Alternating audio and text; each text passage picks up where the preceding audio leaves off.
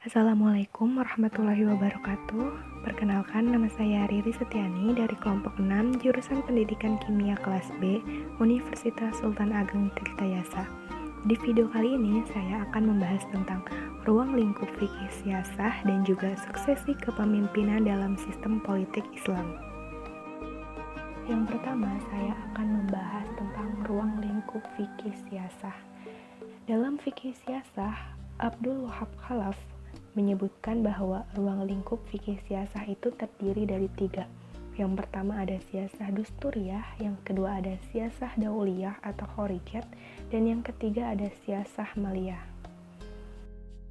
Ruang lingkup fikih siasah yang pertama yaitu ada siasah dusturiyah atau tata negara dalam Islam. Siasah dusturiyah menurut tata bahasa terdiri dari 2 suku kata, yaitu siasah dan dusturiyah.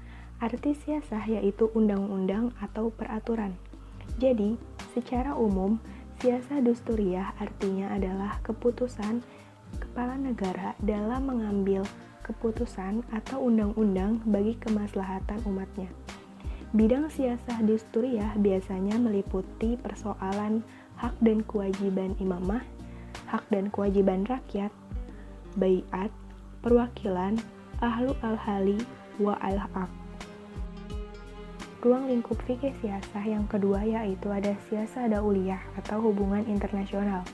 Dauliyah bermakna tentang daulat, kerajaan, kekuasaan, dan wewenang. Sedangkan siasah dauliyah adalah kekuasaan kepala negara untuk mengatur negara dalam hal hubungan internasional.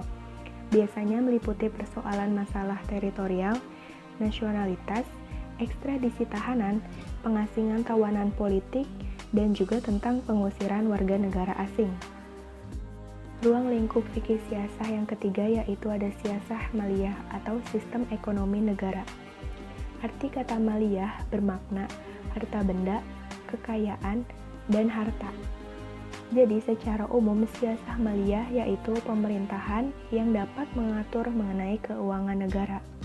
Siasah maliyah biasanya menyangkut kas negara, keuangan negara dari pajak, zakat baitul mal, serta pendapatan lain yang tidak bertentangan dengan Islam. Selanjutnya yaitu ada suksesi kepemimpinan dalam sistem politik Islam. Suksesi kepemimpinan dalam sistem politik Islam yang pertama yaitu ada khalifah. Dalam Islam, pemimpin sering disebut dengan khalifah.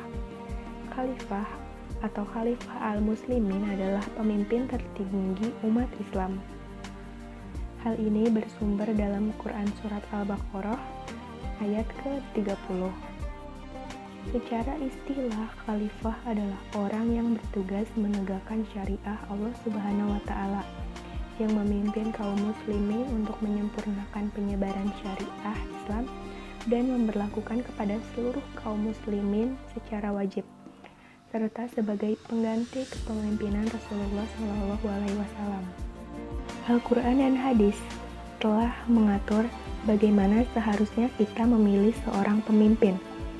Pemimpin dalam pandangan Al-Quran bukan sekedar kontrak sosial antara sang pemimpin dengan masyarakatnya, tetapi juga merupakan ikatan perjanjian antara dia dengan Allah Subhanahu wa Ta'ala.